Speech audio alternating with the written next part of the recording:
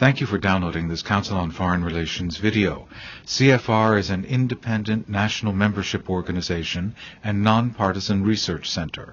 For more information, please visit us online at cfr.org. Hello, I'm David Remnick from the New Yorker magazine. Welcome. This meeting is on the record. We have members all over who are also listening by teleconference and may even, toward the end, ask some questions as well. We have the great honor of meeting with the Russian foreign minister, who you probably remember from his years in New York at the United Nations. Sergey Lavrov has just come from a meeting with Condoleezza Rice, and I thought perhaps we should begin at the beginning and ask about that meeting. In the Washington Post's article describing or setting up this meeting, what we call a curtain raiser, a U.S. official described our relationship, the United States relationship with Russia, as very rocky indeed. Was this a rocky meeting, and if so, why? Well, first of all, thank you for this opportunity to meet again with the members of the Council. Since I was a bit late because of the meeting with Secretary Rice, we decided that I wouldn't make any opening remarks, but I have them, and we will leave them with the Council for you to consider how to use them. As to the meeting, I did not feel any rocky style. Certainly rocky style is not my style, and it was not Secretary's approach to this meeting. We discussed our relationship. We, I believe, agreed that we have to be pragmatic. We would never be able to agree on everything. And of course we discussed the immediate things on which we disagree, the situation in the Caucasus. But we, as I said, agreed that we must not make this situation a rock on which everything else would be hit.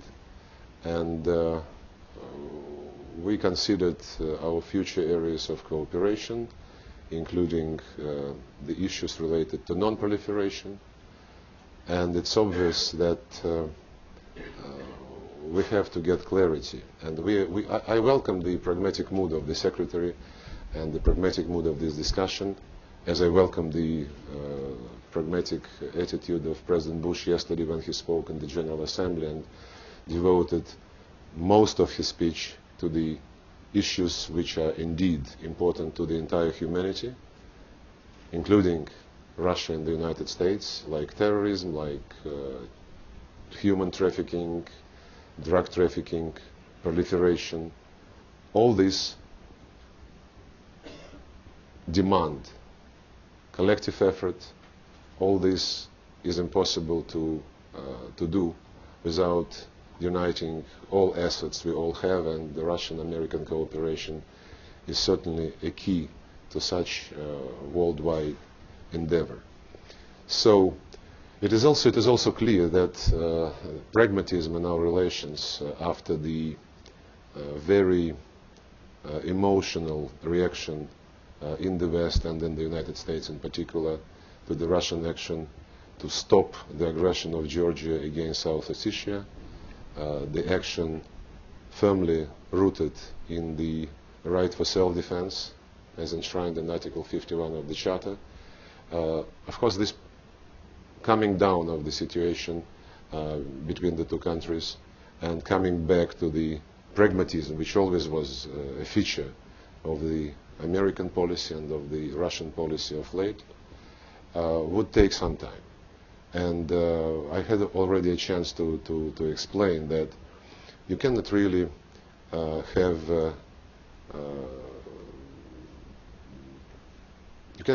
it both ways. Punishing Russia by canceling some of the meetings and some of the formats which are really important for the entire world, and at the same time demanding from Russia to cooperate on the issue which is of crucial importance to you in particular. I already referred to the fact that we didn't understand the reasons why G8 events have been if not cancelled, but then indefinitely postponed. Events which are so important because they were about non-proliferation working group, they were about working group of G8 on counter-terrorism, they were about foreign ministers meeting, which takes place annually in the margins of the General Assembly and which discusses Iran, North Korea, other proliferation risks, and conflicts like Middle East and Afghanistan, for example.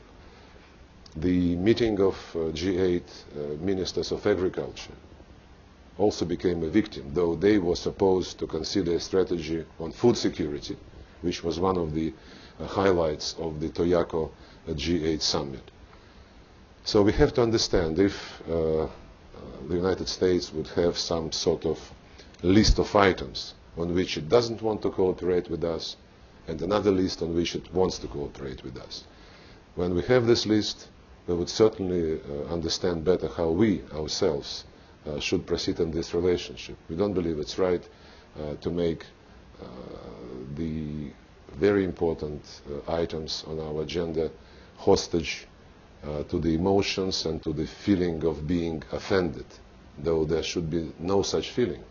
We acted, as I said, on the basis of international law. We have been protecting the lives of Russian peacekeepers who had been attacked by their Georgian comrades because there was a joint peacekeeping force.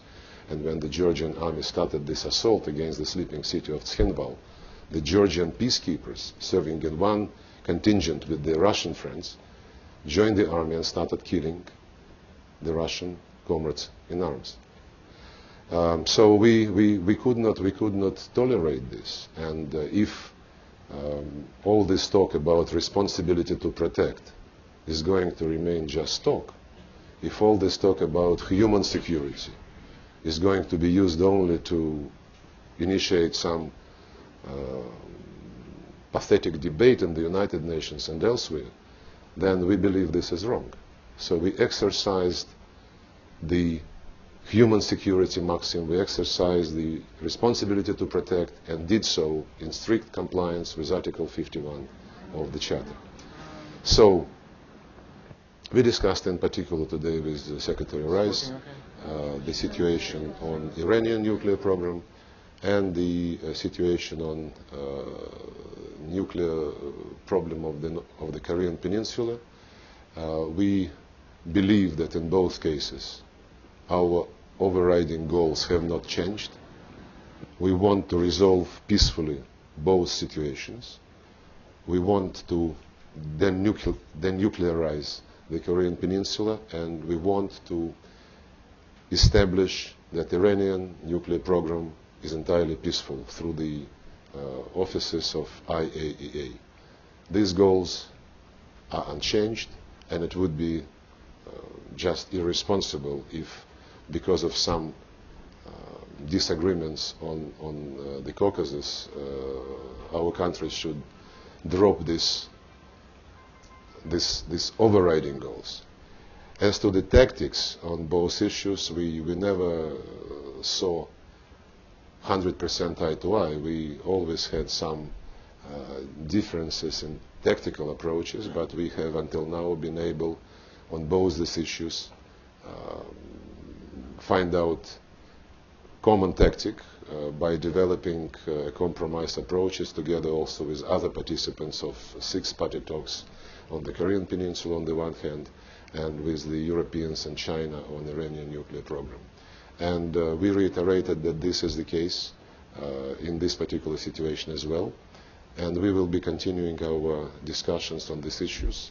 And we will also expect our American colleagues and others, but I believe it's first of all the Americans, not to prevent the G8 discussions on crucial issues for the entire humanity. I don't need to recite all the events that led up to it, the various speeches, maneuvers, alliances, and so on, but anybody that's looking at the U.S.-Russian relations in the last few years can probably be forgiven for being alarmed, or at least very concerned, about the direction of that relationship, at least seen from the outside. You describe it as not rocky at all, and yet you see the concern in Russia about our relationship with Georgia. You see ours about your friendship with Venezuela and elsewhere. And we've seen in the press and elsewhere discussion of the possibility of a new form or a renewal of a Cold War mentality on both sides. And we've seen that in speeches given by Prime Minister Putin, President Medvedev, Dick Cheney, President Bush, a real hardening of language that was not there some years ago. So you may say it's not rocky, but how would you describe it in Cold War terms? Well, I think you might have missed something, because I don't remember what year was it when Vice President Cheney made his speech in Vilnius, Lithuania. I think it was about 3 years ago at least, when no Georgia was dividing anyone, except that everybody was trying to concentrate on the mechanisms of settlement of South Ossetian and Abkhazian crisis, which eventually were disrupted by Saakashvili. But in that speech and in some other speeches during that period, which wasn't considered rocky by anyone, there was some very harsh language from President Cheney, to which we had to react.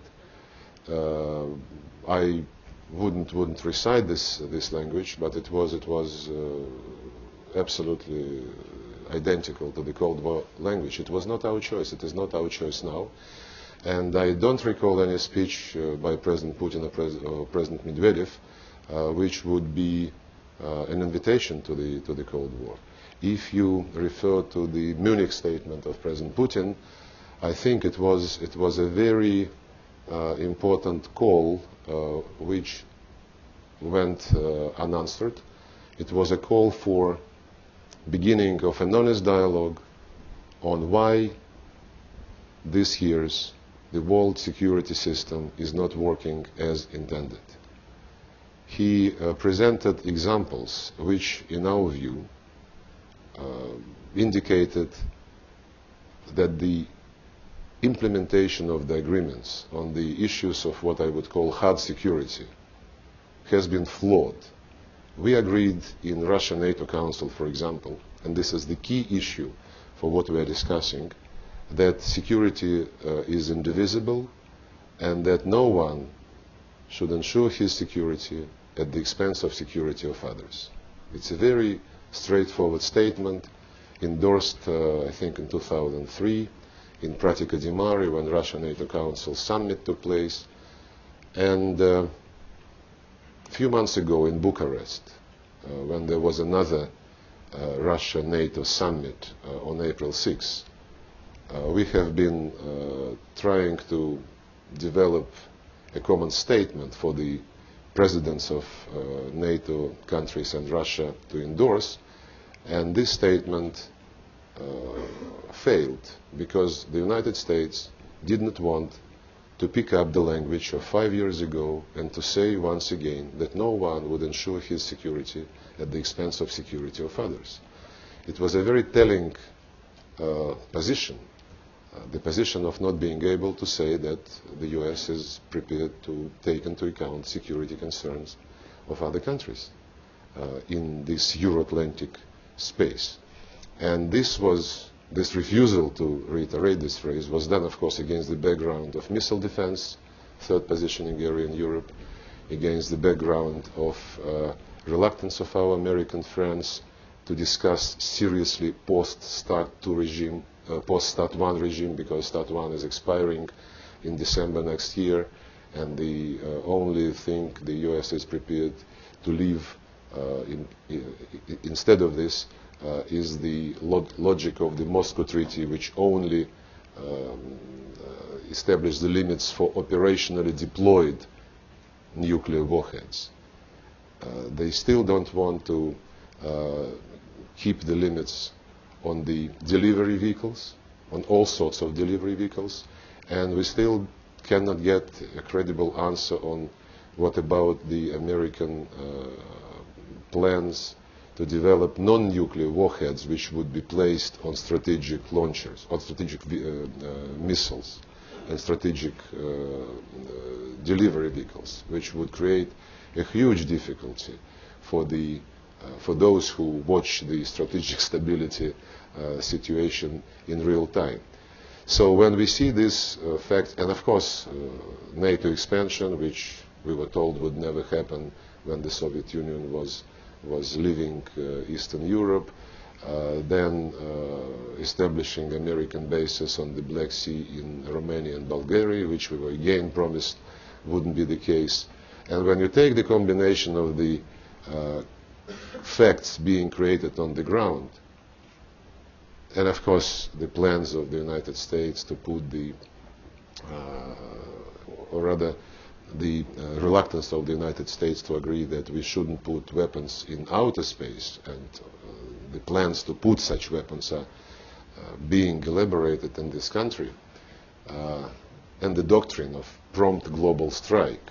When you take this all in combo, and against this background, you ask your American colleagues in Russian NATO Council to say a simple thing which they were able to say 5 years ago. Let's say that no one would ensure his security at the expense of security of others, and they said, no, we can live without this.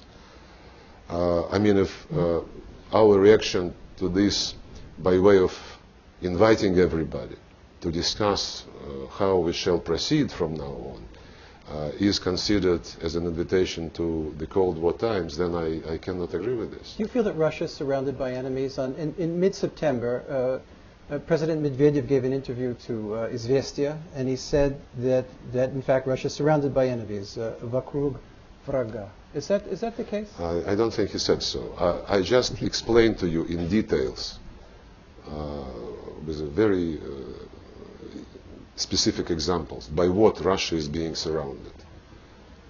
Third positioning area of American missile defense system, military bases in Bulgaria and Romania, the outer space plans, the plans to put new radars somewhere in the Baltic countries and somewhere down south, similar plans on the eastern borders of Russia between the US and Japan missile defense projects. That's what Russia is surrounded by. We are not enemies with anyone, but the military planners just must take this into account when they take the measures to develop their own military defense capacity. That's the statement of fact. President Medvedev did not say that we are surrounded by enemies. I beg to differ, but indeed he did on 9/19 in his Izvestia. Look, we believe, I don't know how you translate the English into Russian or Russian into English, but the feeling of hostile policies, indeed is something which we feel sometimes. Okay. Do you feel threatened by overall the phenomenon over the years of what's known as the color revolutions? We don't feel threatened by this phenomenon. We believe that this is not right for a democracy to make revolutions the beacon of promoting democracy. We tried it, in 1917, and what came out of it. And that revolution was Red Revolution, as you know. And another color. But nobody accused it of being democratic either. Well, no. If you think that a coup to overthrow the elected government is a coup everywhere, then you should remember how elections in Ukraine took place in 2004, how elections in Georgia took place in 2003, when the elections results have been torn and thrown away by revolutionary action. I remember President Saakashvili storming the parliament and throwing away his teacher, President Shevardnadze, from the rostrum and saying, I am the boss now. And he was immediately recognized as president. What's the difference between this and 1917? Did you feel... It wasn't Winter Palace, of course. It was a different building. The weather is better. Did you feel that the Orange Revolution and the Rose Revolution were underwritten in some way by the West? I don't know. I don't know. I want to believe that non-interference in internal affairs is still the principle to which we all subscribe. Mm-hmm. In a second, we're going to open this up to questions from members in the room. So whoever's holding microphones, be prepared. You gave a speech in the beginning of September in Moscow to the diplomatic corps, and you quoted approvingly a Singaporean scholar who said the following: "The West has gone from being the world's problem solver to being its single biggest liability." And you quoted this approvingly in the context of the speech, and I wondered if you could talk about that a bit. Well, first of all, I quoted it to show that we must discuss these things. We must not privatize values. We must not privatize civilization. We must admit that there are several civilizations in this world, and we must admit that unipolarity based on the insistence that it's only the Western civilization which is right is absolutely a dead end. And we must also admit that we must not pretend that the European civilization, and there are three branches of this civilization, European Union embodying the Europe proper part of it, the American branch and the Russian branch. We must not pretend that the European civilization is going forever to be the leader in this world. And to remain a leader, you must be competitive. We all must be competitive. It's only together that we can be competitive. And in competing with other civilizations, we can only prove, we can only find out who is the leader. And it's because this quote was a good illustration, in my view, that we must begin to talk seriously and we must respect others. That I quoted this scholar, and the other reason was that he used to be my buddy, ambassador to UN, and I thought it would be nice for him to know that I remember and read him. But you don't agree that the West is the world's biggest liability as he sets it out. Well, I explained to you why I quoted him. But you don't agree. You quoted it in the spirit of demonstration. Either you're with us or you are not with us or you're against us, black and white. I explained to you why I did it, and I think people understood. Steve Sestanovich, if that's you. Thank you, David. Thank you, Sergey. Over the summer, the Foreign Ministry produced a foreign policy concept for Russia, and President Medvedev signed it. But after the war in Georgia, he added a couple of words to it that have attracted a lot of interest. Two words that hadn't been in what your ministry proposed earlier, and those words are privileged interest, talking about the region around Russia, it seemed. Can you tell us what that means? Because a lot of people have wondered whether it doesn't involve or imply defining your security at the expense of others, for example, or claiming kinds of rights that go beyond international law, or introducing a new kind of hegemony that makes people in the West worried. These words, as far as I know, have not been defined, but maybe you can make a breakthrough here. As soon as you let me. Yes. Well, now I see how easy it is to distort the policy statements. You said that this particular phrase, which you quoted not very accurately, might mean that this could be ensured against international law. The 5 principles which President Medvedev highlighted on August 31st, I think, are the principles contained in the foreign policy concept which you referred to, Steve. He started by principle number, and he said that on the basis of our foreign policy concept, I want to prioritize the immediate principles on which our foreign policy would be based. Number one, respect for international law. And this wasn't intended as an abuse to the United States, I can assure you. Number two, multipolarity. We would henceforth build our foreign policy on the objective realities of multipolar world. Unipolar world was maybe real in somebody's mind, but it did not work. It failed completely in Georgia, just like the present system of European security architecture has failed. Number three, non-confrontational approaches. Number four, Russia has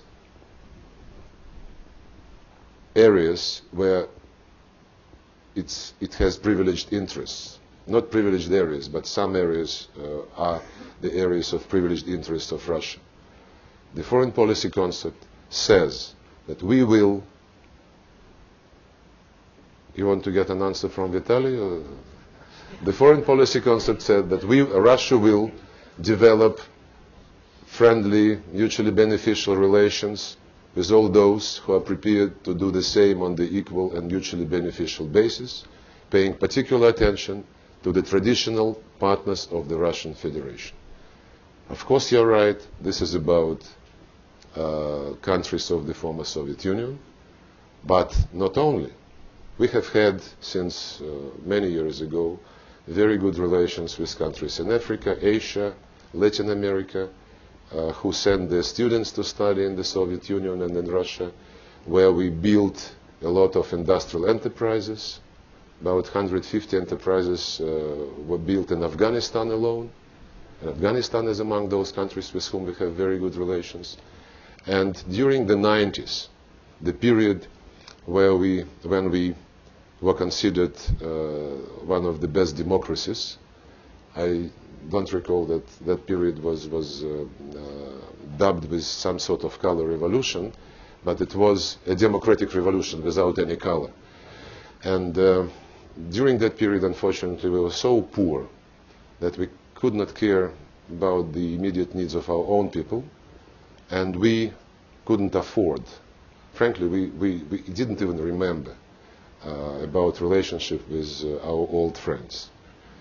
As we went out of this crisis, as we acquired resources sufficient, maybe for the first time in history, to address at the same time all the problems of the country at the particular point, including modernization of economy, including modernization of the army, which was in very bad shape, including resolving social problems, and including joining the club of donors who engage in official development assistance. We just adopted a law to this effect.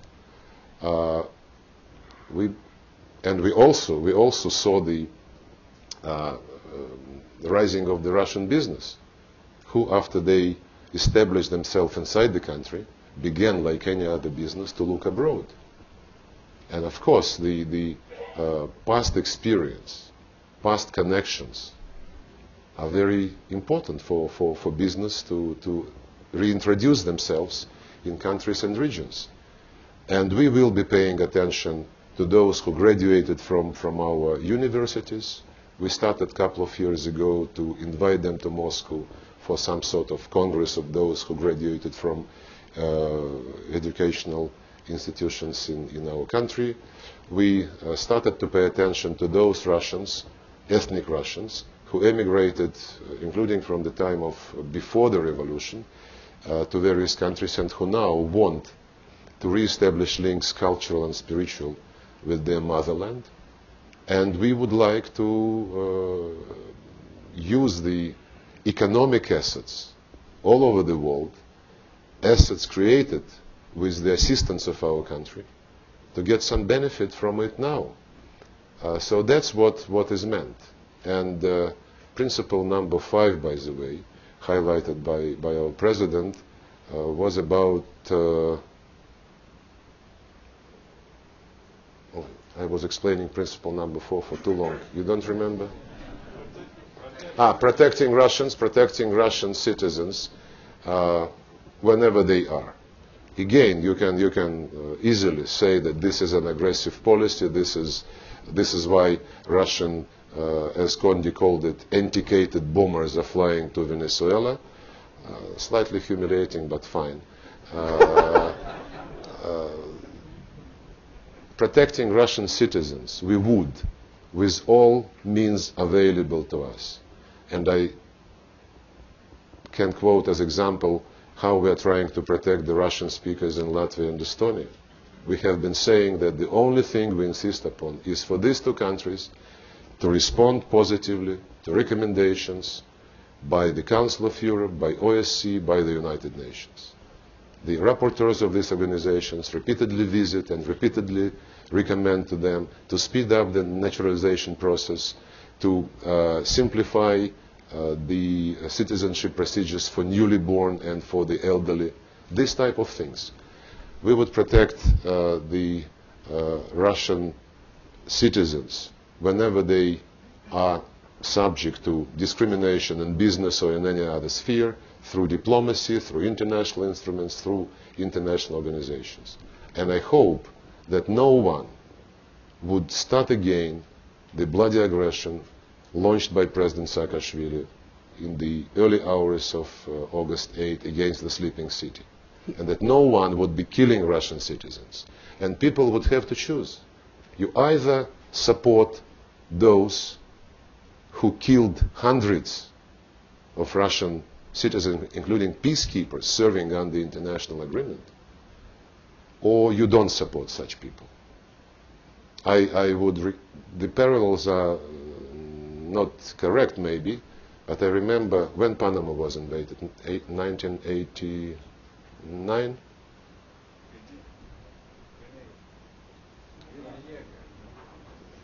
No, Panama. And President Bush Sr., announcing this, said, we cannot tolerate it anymore. One American serviceman was killed, another one wounded, the third one beaten, and his wife sexually harassed.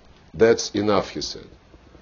And the Americans raised like one to support the effort to protect the American citizens. And I can also recall what was the motivation for a couple of other invasions where no one was killed, but there was a danger to their lives. And countries were invaded. Let's try to fit in some and I believe that you must understand. Well, maybe I'm slightly emotional, but when we didn't hear any condolences to the loss of Russian life, and when we heard at the same time condolences to the loss of Georgian life, it's not in traditions of Christianity, at least. Steve Cohen.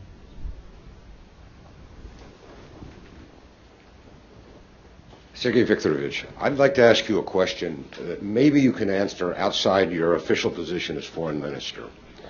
Shall I remove my tie?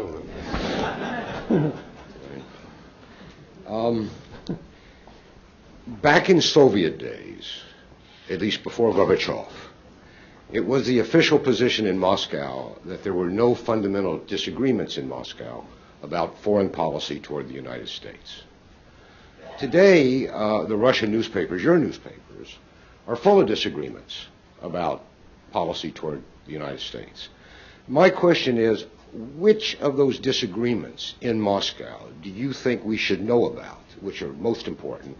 And I don't mean disagreements in the Kremlin. I mean disagreements in the political class, more generally. I'm not asking for secrets about the Kremlin, but it's difficult to understand the degree and seriousness of these foreign policy debates in Moscow, because we have debates here as well. And I'm hoping you can give us a little guidance on that. Well, first of all, I would like to say that there have always been disagreements, including in the Soviet Union. It's another thing that they were not made public. But as far as I can say, because I don't know everything about how the foreign policy was done in that period. I was just junior diplomat. But from what I know, the disagreements sometimes were very, very tough. But the rule of the game in the Soviet Union was that after a decision has been taken, everyone was supporting this decision, in spite of the previous disagreements. And disagreements would always be in a society, even in closed society, but in the open society, those disagreements are known and made public. And you yourself referred to the not very free Russian media, which is full of disagreements with the government. I would hope that you would explain to those who criticize us for curbing the media freedoms that there is a possibility to find many, many alternative views in Russia. What sort of disagreements you should be really aware of? Well, if you read those newspapers, you would understand that some people criticize Russia for what happened in Georgia, for how we responded to this aggression, and they criticize us from very utilitarian reasons. They say U.S. is unhappy, U.S. is angry, and U.S. would cancel visas to officials, U.S. would impede Russian business abroad, and so on and so on. So that's why this line goes, we should have swallowed. Others say that we were not resolute enough, that we acted only in response, though we knew that he was planning this, and we should have taken preemptive action. Then hundreds of lives would have been saved. Some others say that we should have taken Tbilisi and create a tribunal to try President Saakashvili. Some others refer to the example of the fate of Saddam Hussein. And this is all discussed, but I not because it's not because I am foreign minister. You asked me to try to remove my hat for a moment. I believe that from a combination of reasons, first of all, moral, legal, pragmatic, this was the only possible solution. After President Saakashvili tried his first South Ossetian war in August of 2004, he didn't have enough arms at that time, and the war was stopped quickly by peacekeepers and South Ossetian security forces.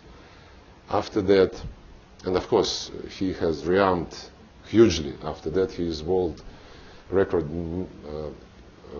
maker in the growth of arms of military budget.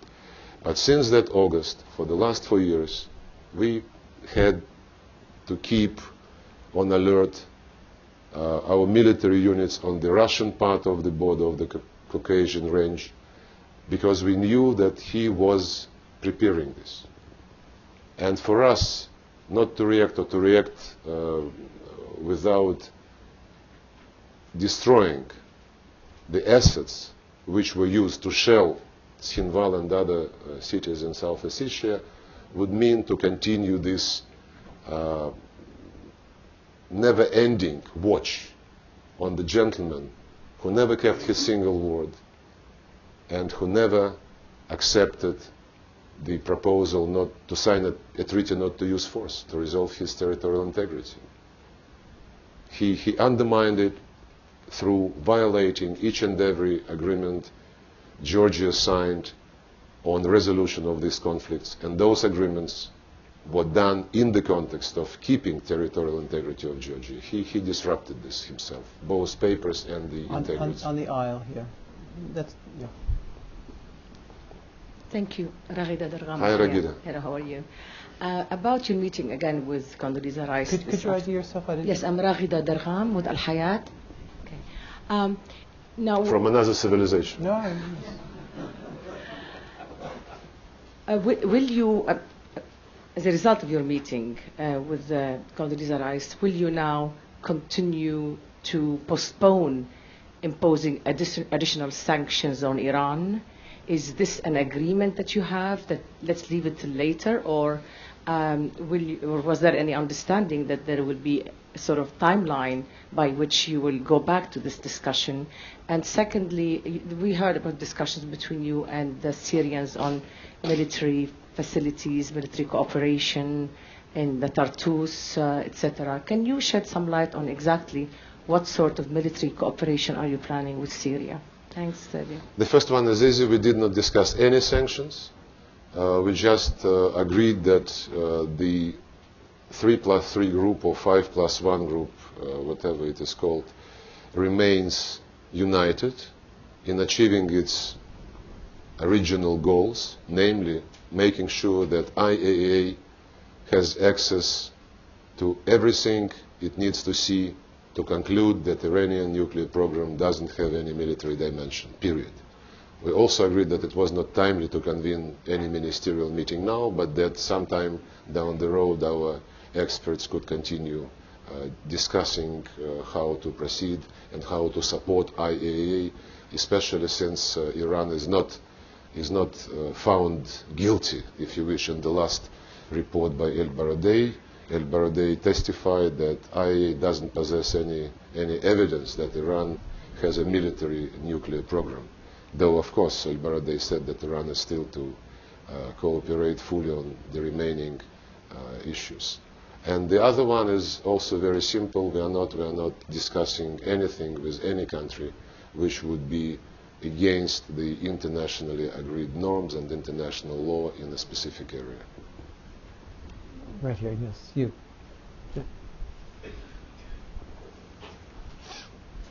Evelyn? Hello. Evelyn Leopoldi, harassed him many years at the UN, a journalist. Can I follow up on that? Why did you not attend the meeting? Why do you not think it's timely on Iran to have a foreign ministers meeting tomorrow? Are you waiting for the Bush administration to go out of office or another IAEA report? Because the IAEA said it was very frustrated with Iran's position. You still smoke? No, you do that. Is that the question? Well, Evelyn, I just said that El Baradei said other things in his report, but it's only the frustration part which is quoted here, and it's not the entire truth. The truth is, as I said, that he said, repeated once again, that IAEA doesn't have any evidence that the Iranian nuclear program has a military dimension. As to the meeting, yeah, I mean, Sean McCormack said today that they agree with us that this meeting is not timely. So how can I challenge this? And I can tell you that that if anyone has a slightest doubt that the overriding goals of the 3+3 group remain valid, we can tomorrow adopt a resolution which would bluntly say that we reiterate all the existing resolutions of the Security Council, and we strongly call upon Iran to implement all these resolutions. This would send a very clear signal to all those who believe that because of what is going on, some games would be played around non-proliferation issues. No, this would not happen. Sergey Viktorovich, can I just interject a short question? It's hard for us to understand from this distance. And who is in charge of foreign policy in Russia at this time? There's a great deal of confusion about whether the Prime Minister still holds sway in terms of matters of war and peace and security, or whether it's Mr. Medvedev, as the Constitution would suggest. Look, for such a respected council, not to follow the discussions about this, I believe, is not possible. So you certainly know the statements to this effect by President Medvedev and Prime Minister Putin, who discussed this very recently, once again, when the members of the Valdai Club came. President Medvedev, in full conformity with the Russian Constitution, is in charge of the Russian foreign policy. And even Steve said that it was President Medvedev who signed the foreign policy concept, right, Steve? I'm convinced. Yes. Mr. Foreign Minister, thank you. My name is Roland Paul. I'm a lawyer. I was in the U.S. government a couple of times. One of your most important jobs is to draw conclusions as to what American foreign policy is toward Russia. And with respect to South Ossetia and the activities there, do you believe that the American position is, we got the message, that we hear and understand the message you're sending us, and we even respect your position somewhat, but don't make us say it out loud, and let's both be very careful? Can you repeat it? I'm sorry, I didn't mean to put too much in. Concerning South Ossetia, do you see the American response to the Russian activity as being, you're trying to tell us something, you're trying to tell the United States something a little bit more than what just happened in South Ossetia, and we hear the message, we the United States, and we even respect what you're trying to say, but we're not going to say it out loud, and let's both sides be very careful. You know, it's not right to read anything more in all this episode than the protection of the Russian citizens and protection of the peoples of South Ossetia and Abkhazia. We didn't have any geopolitical background in what we did. We did what we did and nothing more. The geopolitical twist, all this received in other people's minds. And some people, of course, were beginning to speculate immediately that this is the beginning of the restoration of the Soviet Union. Some heated statements were made that now NATO must protect Ukraine from Russian aggression to take over the Crimean Peninsula. The Baltic states said the usual thing about their fears of being reoccupied, and some people in NATO even began discussing ideas of creating rapid reaction force to save NATO members from a Soviet aggression. It could have been, you know, a novel, a fantasy novel, had it not been things which people actually say. We have no intentions to claim anybody's territory. We want everybody to reiterate the principles which have been guiding us in Europe and in the world, including the principle of territorial integrity, sovereignty, mutual respect for each other, non-use of force, non-interference in domestic affairs of others, in internal affairs of other states, indivisibility of security. Let's put all these principles and let's look at them once again. That's what President Medvedev suggested when he spoke in Berlin on June the 5th and said, let's have a summit and discuss Euro-Atlantic security problems. Then how did you... If all these principles, I'm speaking to the gentleman for the time. He managed his question with difficulty, so I have to... he said that if all these principles, which we agreed in the past since Helsinki 1, are still valid, then let's discuss why they're not applicable in practice. Maybe the mechanisms are not adequate. Maybe we need to expand some mechanism. Maybe we need some additional mechanisms. But both President Medvedev and Prime Minister Putin, speaking to the Valdai Club members, when asked this question, clearly said that we have no territorial claims to anyone. It was President Saakashvili himself who violated territorial integrity of Georgia in the part of that integrity which was governed by international regimes established after the previous war launched by another Georgian president against these two countries. That Georgian president, Gamsahurdi, by the way, in 1991, he said, Georgia for Georgians, we must deport Ossetians into Russia. We must cut the Abkhazian territory. We must cancel the Adjarian autonomy. And he said there must be no autonomies on the Georgian territory. Only titular nation should be reigning there. And then he started the war. People don't... I talked to Henry Kissinger this morning. He didn't know the history. He didn't know the history of how Abkhazia and South Ossetia became part of the Russian Empire, entirely independently of Georgia. He didn't know the history of the Soviet Union being created and Abkhazia being one of the constituent republics with the same rights, with the same status as Georgia. And he didn't know that it was Stalin who put Abkhazia inside Georgia, who cut Ossetia in two and left gave South Ossetia to Georgia and left Northern Ossetia in Russia. He didn't know that for Abkhazians and Ossetians, when they were brought by Stalin inside Georgia, inside the Soviet Union, it was very difficult to get a decent career unless they Georgianized their names. And people remember this, and people remember how in the 20s, when for 2 or 3 years Georgia was an independent state after the October Revolution, before that Georgia became one of the constituent republics of the Soviet Union, when in 1920 Georgians tried to conquer Ossetia, which was not part of Georgia, and thousands of people died at that time. And when you have all these facts combined, even for outsiders, it would be easier to understand that this issue is not very easy. It's not just about restore territorial integrity of Georgia. It's about 2 centuries of very difficult history.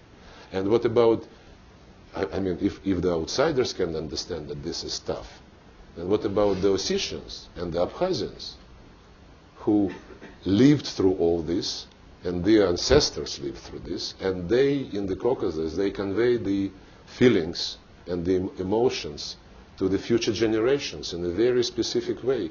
When in 2006, President Saakashvili was asked whether he would use force to resolve these conflicts, he said, never. I would never use force because I know what blood means in the Caucasus. And he said that himself, blood there means not decades, centuries. I think we have time for one more. It's good to know what Henry Kissinger does not know. Maybe Sarah Palin told him. Right there. Yes. But I think this is it. Thank you very much. The woman on the Thank you, Minister Lavrov. Thank you very much. Elise Labott with CNN. You spoke about the aging blackjack bombers, so I know you're listening to Secretary of State Rice's speech. I was just wondering, we've seen your comments from the ministry, but if you could just give us your candid assessment of the speech. It was a very tough rhetorical speech. She talked about Russia risking isolation and irrelevance. I was wondering if you thought those were just emotional comments. Did you take to heart what she said? And do you think that coming to the United Nations this week, giving that speech just a few days ago, does that sour the atmosphere for the kind of pragmatic relationship that Russia hopes to have with the United States? Thank you. Well, I could answer very, very briefly. We understand the specific features of the current period in the American life. On isolation, one more remark. We don't feel isolated at all.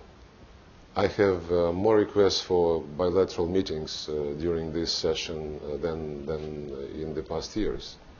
And I really don't remember when there was so much interest in meeting and discussing things not only related to bilateral relations, but related to the problems of the world and to the need for discussing those problems openly, and the need to address those problems not with slogans that you're a bad guy, you must do this, you must do that, but addressing those problems intelligently. This is what I feel. And even if you take, the countries who disagree with us publicly, and even if you accept that all of those who disagree publicly feel the same inside them, then the problems related to the Caucasian crisis would be limited to some 25, 30 countries. And this again, the question, the notion itself that Russia is isolated, the notion reflects the philosophy of unipolar world. And I believe this philosophy is not going to prevail, and life is much more complex, and life much more interesting than a unipolar world. And I think, in spite of the fact that the Chinese say, God forbid you to live in the interesting times we would have. Mr. Minister, thank you very much for speaking so kindly. Thank you for watching this Council on Foreign Relations video. For additional audio, video, and transcripts of CFR meetings, as well as expert analysis of international news, please visit us online at cfr.org.